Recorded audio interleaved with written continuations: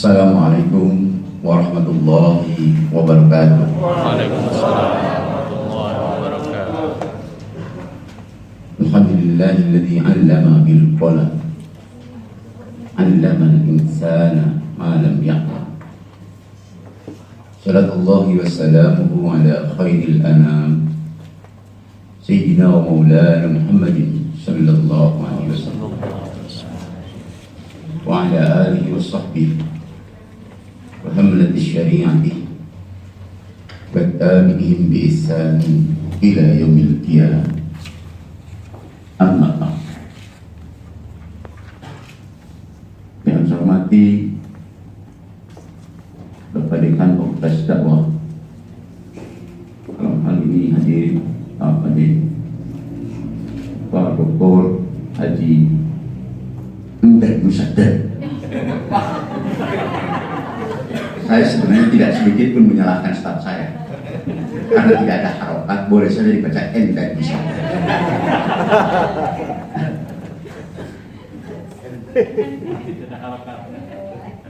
Yang hormati Bapak Kepala Bidang Penyelenggara Haji dan Umrah, Bapak Dr. Mahdum Bahtiar, kalau kata Pak Rektor, Mahdum bil ikhtiar, ya, terus menerus berikhtiar untuk melakukan pelayanan khadam. Orang yang terus menerus berikhtiar, berusaha untuk melakukan kebaikan dalam pelayanan. Jadi boleh saja Pak sebenarnya kalau mau dirubah dasarnya jadi Mahdum bil ikhtiar, tapi itu tidak mungkin karena lulus dan gugur. Hadrah masyayikh, para kiai, para alim, para ulama, sahabat-sahabat dan senior-senior saya hadir dari berbagai lapisan dan dari para dosen. Sambil ada Pak Dekan juga di belakang tuh, ya wajahnya kayak mirip Dekan, Pak Dekan beneran bukan ya? Pak Dekan, para pimpinan kelompok bimbingan ibadah haji, sahabat-sahabat saya kepala seksi haji Sebanten, hadir para kepala kantor urusan agama, para penyuluh, para pejabat, ibu bapak dan hadirin yang berbahagia. Saya kira menjadi sangat penting pada malam ini kita berkumpul bersama-sama sejalan dengan dinamisnya, bahkan saya mengatakan akselerasi regulasi dalam bidang perhajian ini luar biasa. Banyak perubahan-perubahan yang tentu harus diantisipasi sejak awal oleh kita semua. Paling tidak ada dua hal. Pertama, bahwa penyelenggara haji ini pernah berjalan di atas dua undang-undang. Undang-undang yang pertama adalah Undang-Undang Nomor 13 Tahun 2008. Koreksi Pak Kadif kalau salah. Undang-Undang Nomor 13 Tahun 2008. Dan yang kedua adalah Undang-Undang Nomor 8 Tahun 2019.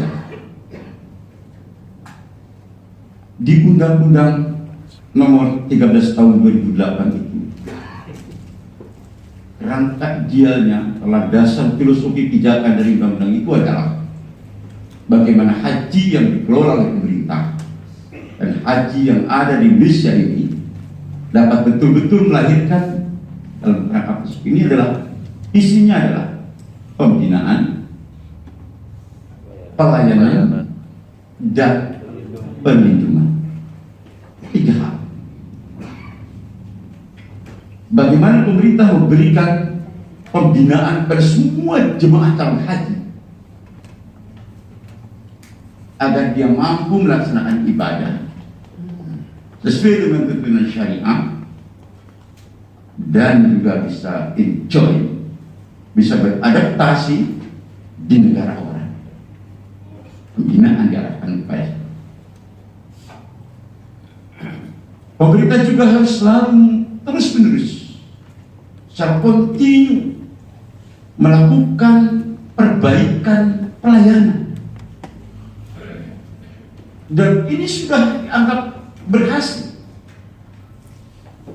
bagaimana dahulu begitu sulitnya orang untuk sekedar membuat paspor. Kita berikan kemudahan bagaimana komunikasi hubungan dengan imigrasi dapat terjadi dengan baik.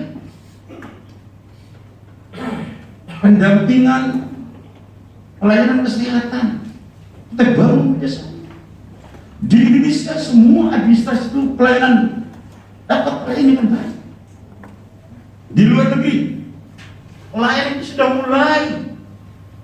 Bagaimana ketika jemaah haji datang dan bagaimana pada saat-saat di Mekah dan mulai kita tahu waktu saya naik haji di Mekah itu tidak pernah diberikan layanan, tidak ada konsumsi, sedikit terus mulai ada diberikan makan saat itu berapa kali, tambah lagi 20 kali, tambah lagi 40 kali, dan sampai terus layanan.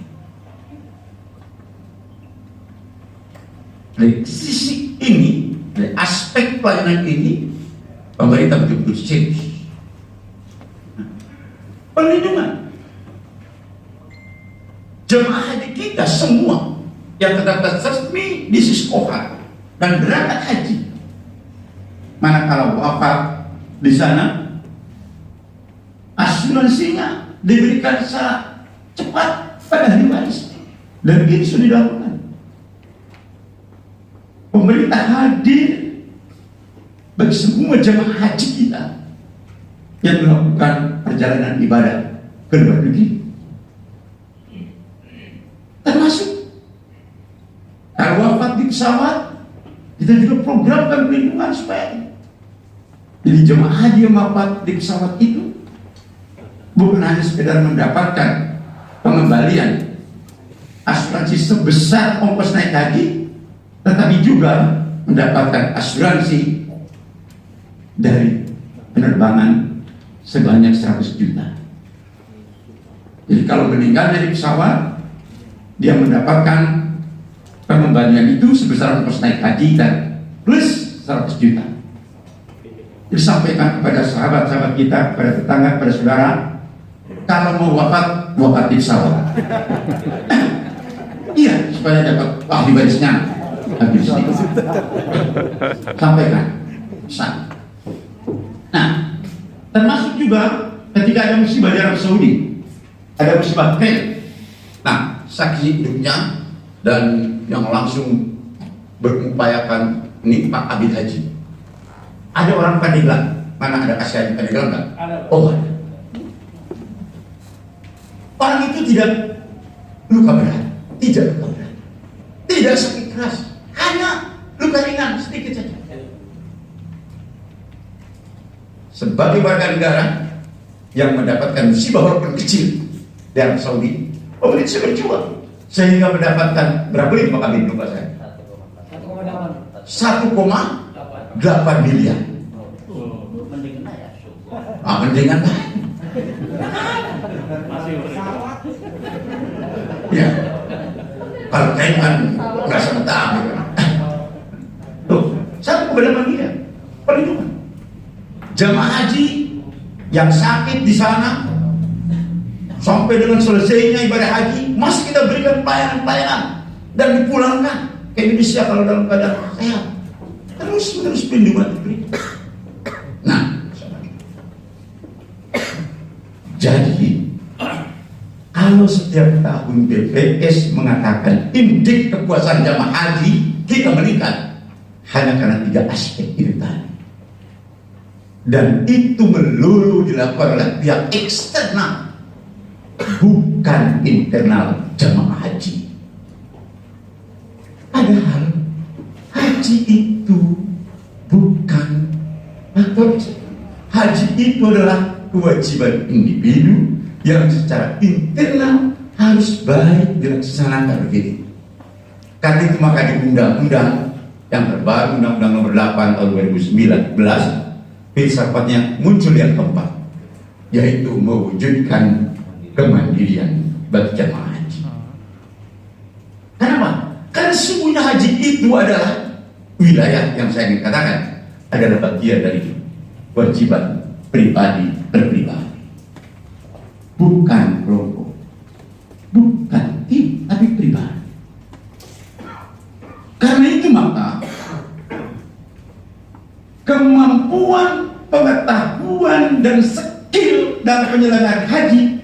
sesungguhnya harus dimiliki oleh orang per orang dari jemaah calon haji, bukan oleh orang lain. Nah, kalau kita analogkan dengan wilayah yang menjadi kewajiban pribadi, ya berarti harus pribadinya ya, Pak. Kalau dia tidak memiliki, ya harus semua. Sama dengan sholat, ya harus mumpuni. Kalau dalam syarah Sitin itu kan sederhana sekali. Man sholat jahilan bi kaifiyatis sholati wal wudu'i lam tasihha. Orang sholat tapi tidak tahu tata cara berwudu, sah, sholatnya tidak sah. Kalau kita analogkan ke situ, maka jangan-jangan setiap tahun haji yang dikatakan meningkat kepuasan pelayanannya, ternyata terobos untuk jamaah hajinya. Inilah pentingnya trainer dalam manasik haji. Trainer ini penting. Siapa yang berhak menjadi trainer? Ya kita. Dan untuk memastikan trainer itu tepat, maka kita lakukan training. Training of trainer. Ini ibu bapak sekalian, ini harus mampu. Sekali lagi, ibu bapak adalah diharapkan menjadi trainer, bukan yang lain. Walaupun di Indonesia ini kita mengenal ada istilah pelatih namanya. Ada juga kita mengenal istilah mentor namanya, kan gitu. Coach, konsultan, tapi juga kita mengenal trainer. Kalau pelatih sepanjang yang saya tahu itu adalah orang yang membantu mencapai tujuan. Laksana main bola itu pemainnya sudah profesional semua, pelatih hanya membantu. Pada hakikatnya di otak pemain itu sudah ada skill kemampuan untuk menghasilkan. Pelatih membantu. Tapi kalau mentor biasanya lebih banyak kepada membagi pengalaman, korelasi dari yang dimiliki. Kalau konsultan biasanya menyelesaikan persoalan. Kalau trainer ini adalah bagaimana meningkatkan kemampuan atau skill dari trainnya. Karena itu maka saya minta betul Ibu Bapak di hadapan kita adalah hadir nanti 9.420 jemaah calon haji. Kalau situasi normal, insya Allah berapa? Kalau normal. Kalau dalam kondisi begini, masih ini kata Pak Sekjen, ya mudah-mudahan bisa berangkat dengan mengantisipasi protokol kesehatan. Kalau tadinya pesawatnya 400, sekarang yang naik pesawatnya ya 200. Kalau jemaah hajinya 100, mungkin ya berarti kita berangkat 50 orang. Ini akan menimbulkan banyak persoalan. Karena itu ada beberapa skenario yang kata Pak Sekjen yang mantan Dirjen itu tadi. Kalau dalam situasinya belum normal seperti ini, maka jemaah haji paling tidak berangkat separuh. Dan harus ada divaksin COVID. Vaksin meningitis saja biasanya menimbulkan persoalan, ini vaksin COVID. Lalu siapa yang bayarnya? Wallahu a'lam. Tapi harus sampaikan juga. Harus jemaah haji sih nggak masalah. Petugas haji ini yang sudah lulus kemarin ini, bagaimana itu? Udah mimpi-mimpi jadi petugas begitu pas kan pasti siapa yang harus diberangkatkan, siapa yang tidak diberangkatkan, lagi-lagi ini menyerangkan gitu. Apa dosa dan salah saya? Saya juga sudah lulus. Oh, yang diberangkatkan itu saya tidak berangkat. Mana saya mau pensiun bisa?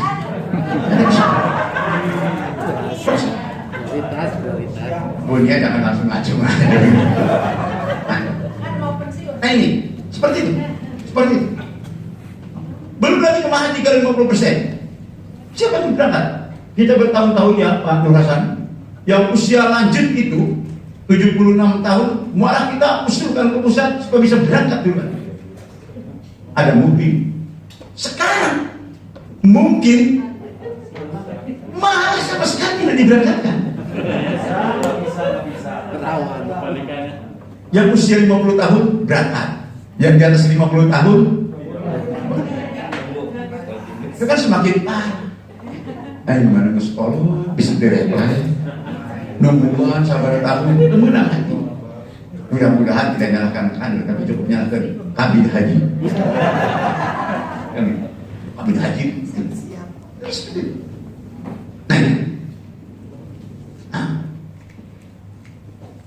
Nah, kita akan ada persoalan. Apalagi kalau sampai dengan bulan Syawal, pemerintah Arab Saudi masih belum memastikan keberangkatan jemaah haji. Berarti jemaah haji tahun 2020 pada tahun 2021 juga tidak berangkat.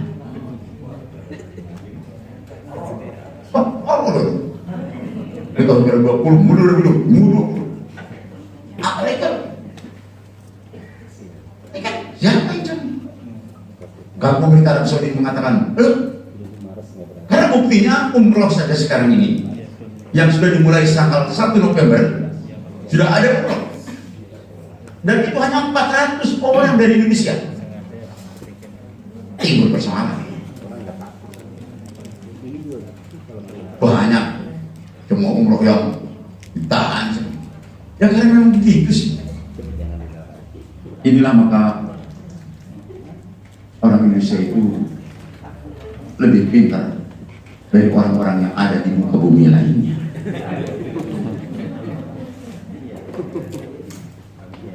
Swab itu bisa diakal-akali. Dirinya tidak swab, ya.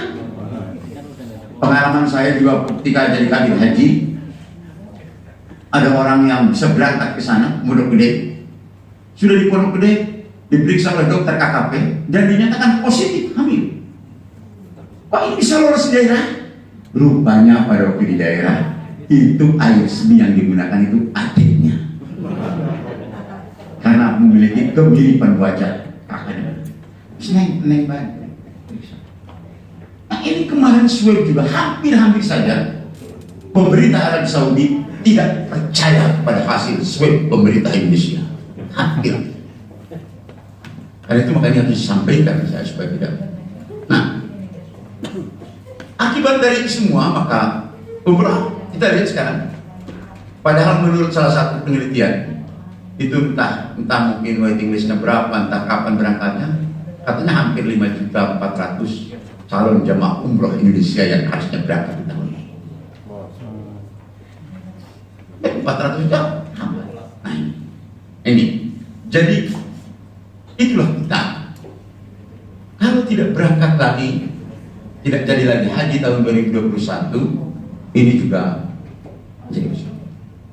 Terlepas daripada haji itu berangkat atau tidak, atau terlepas daripada haji itu seperti apa sistem keberangkatannya, pelaksanaan kegiatannya, trainer tetap kehadirannya menjadi kata kunci bagi jemaah calon haji. Karena itu Ibu Bapak sekalian, dalam hal ini seorang trainer dalam kacamata pandang saya, dia harus memiliki dua komponen utama. Yang pertama, dia harus memiliki kemampuan teknis dan juga memiliki kemampuan non teknis. Secara teknis apa yang menjadi kepentingan kita untuk jemaah haji ini? Bisa jadi kompetensi akademik, keilmuan manasik haji. Untuk itu diperlukan metode, tentu metodologi pengajaran manasik, ilmu, metode, tapi juga ada non teknis yang lain yang seperti saya sampaikan dalam pengantaran. Ini menjadi kata kunci. Karena itu menjadi trainer ini butuh tanggung jawab yang berat sekali, sulit sekali. Karena itu Pak Kabid, saya tidak perlu ikut jadi peserta trainer malam ini. Biarkan yang siap bertanggung jawab saja. Ini penting sekali untuk kita semua, dan saya berharap tentu Ibu Bapak mampu melaksanakan tugas ini dengan baik. Karena terlalu banyak orang di antara kita yang memiliki kemampuan tetapi lalu tidak mampu melaksanakan. Sering sekali kita temukan orang yang secara keilmuan cukup mumpuni, tapi hatinya tidak tergerak untuk mengabdi. Bahaya. Karena itu visi kami, visi Kementerian Agama adalah kita meningkatkan kualitas pemahaman dan pengamalan. Visi kita, visi Kementerian Agama itu adalah meningkatkan kualitas pemahaman dan pengamalan, walaupun misalnya ada ajaran agama. Kenapa? Karena memahami tidak selalu berbanding lurus dengan mengamalkan. Banyak orang yang sukses dan berhasil menjadi pemaham, tetapi gagal menjadi pengamal. Nah, trainer ini diharapkan betul-betul mampu. Karena itu Ibu Bapak saudara sekalian, nanti kita buat kerjasama untuk ini, dan mungkin nanti saya minta ada semacam juga ada tip and trick. Bimbingan manasik di KUA itu juga harus melibatkan para trainer. Jangan sampai yang melatih atau yang menjadi trainer orang yang tidak pernah dilatih. Orang yang hasil latihan aja susah, apalagi yang tidak dilatih. Nah, tinggal bedakan kalau kata orang itu, kalau hasil latihan itu biasanya mahal. Karena orang yang dilatih itu biasanya berlebih. Tinggal bicarakan saja dengan kepala KUA. Jangan sampai kepala KUA merasa segala bisa. Akhirnya yang lain hanya pengebir. Termasuk karena tata cara hidup di pesawat terbang. Tak bisa kan? Kepala KUA kan hebat. Saya kadang-kadang itu. Kita lihat kepala KUA. Kita. Mohon maaf kalau ada ketua asosiasi pengelolaan kepala KUA. Ini kepala KUA di luar Jawa, bukan di Banten. Sama semua. Gitu. Nah, ya, bukan di ujung Pulau Jawa. Semua. Jadi kita harus. Nah, karena itu saya minta betul-betul ini sampaikan dengan baik. Tetapi harus selektif juga. Karena di Indonesia biasanya kalau sudah laku itu ya itu. Saya ketemu dengan sahabat saya sekarang di manajemen marketing sebenarnya, tapi dia juga mungkin termasuk di pabriknya, di perusahaan. Kalau ada penerimaan karyawan itu pasti semuanya ijazah SMA. Kalau betul-betul SMA, ijazah SMA. Begitu dicek ke kampungnya hanya lulus SD. Mengapa? Ya, karena peserta di SMA. Jangan-jangan nanti kalau kita sudah programkan semua pembimbing manasik haji di semua tingkatan termasuk di KUA adalah orang yang harus memiliki sertifikasi pembimbing dan telah mengikuti TOT. Jangan-jangan nanti bukan pengambil haji, jangan-jangan nanti ada staf haji yang mengeluarkan jaga bingung.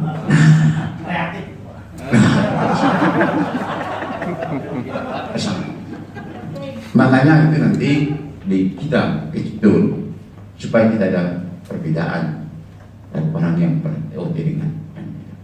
Tapi saya yakin Ibu Bapak sekalian, saya tidak berani karena yang hadir ini oleh Pak Kabid, yang diundang oleh Pak Kabid ini, yang secara akademik, secara keilmuan semuanya telah mumpuni. Saya hanya ikut turut berdoa, mudah-mudahan orang-orang cerdik, pandai, cendekia ini digerakkan hatinya oleh Allah untuk berkhidmat secara mulia. Mudah-mudahan. Karena jadi tren ini berat dan memang tidak cukup. Saya kira itu yang dapat saya sampaikan dalam kesempatan ini selama mengikuti kegiatan training of trainer pembimbing ibadah dalam upaya mewujudkan pembimbing ibadah yang handal, profesional dan berakhlakul karimah. Nah, saya ingat itu dengan akhlakul karimah ini. Karena itu tadi saya bikin video kemarin itu, video sebentar aja, mengucapkan selamat Dies Natalis UIN Sultan Maulana Hasanuddin yang ke-58 dengan tema integrasi keilmuan UIN SMA Banten menuju kampus merdeka.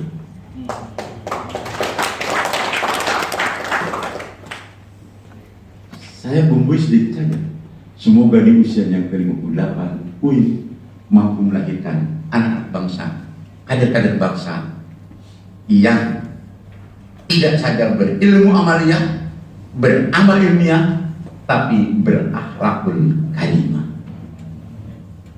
Ini kata kuncinya. Jadi trainer juga ini tentu adalah bagaimana al-akhlak al-karimah. Sekali lagi, al-akhlak al-karimah. Karena jamaah haji ini perlu dituntun seperti itu. Terima kasih. Dengan ucapan Bismillahirrahmanirrahim, kegiatan ini secara resmi saya nyatakan dimulai. Mohon maaf atas segala kekurangan. Nasru minallah wa fatun qarib wa basyiril mu'minin. Billahi fi sabilil haq. Fastabiqul khairat. Hadana Allah wa iyyakum ila siratal mustaqim. Wafaqqana Allah wa iyyakum. Billahi taufiq wal hidayah. Wallahul muwaffiq ila aqwamit thoriq. Assalamualaikum warahmatullahi wabarakatuh. Waalaikumsalam.